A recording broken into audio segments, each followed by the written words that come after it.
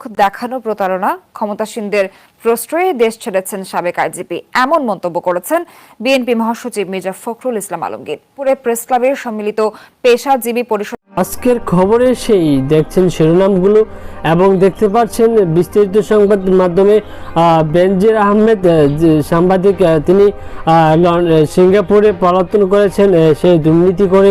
শেখ হাসিনা সেই দুর্নীতিবাজদেরকে হাতে হাত রাখিয়ে এবং সেই দুর্নীতিবাজদের সঙ্গে একসাথে তাল মিলিয়ে তাদেরকে পাসপোর্ট সহ দিয়ে তাদেরকে দেশের বাংলাদেশ থেকে বাইর করে বিভিন্ন কান্ট্রির ভিতরে তাদেরকে পাচার করে দেওয়া হচ্ছে, যেন বাংলাদেশের অর্থনৈতিক ডেভেলপমেন্ট হয়। এবং সেই সংবাদ সম্মেলনে কৃষি সম্মেলনে মির্জা ফখরুল ইসলাম যে বক্তব্য রেখেছেন তার দৃষ্টান্ত ফুটে উঠেছেন সেই সংবাদ মাধ্যম কর্মে। এবং আমাদের সাংবাদিকরা জানাচ্ছেন যে তিনি সেই শেখ হাসিনা দুর্নীতিবাজদের সঙ্গে তিনি হাত মিলিয়ে সেই দুর্নীতিবাজ করছেন এবং দুর্নীতিবাজের রুখের জন্য তাদেরকে অসংখ্য অগণিতভাবে একের পর এক দুর্নীতিবাজ করে অনেক নেতাকর্মীরা তারা দেশের বাইরে চলে যাচ্ছেন।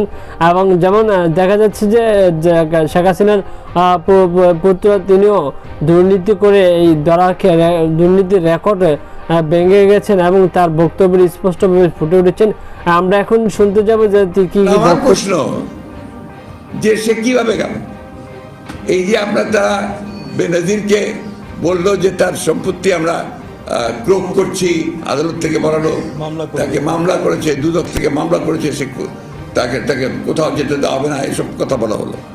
তো সে 4 তারিখে সপরিবারে একেবারে এয়ারলাইন্সের নামটাও দিয়েছে, সিঙ্গাপুর এয়ারলাইন্সে এসে চলে গেল সকলের চোখের নাক দিয়ে।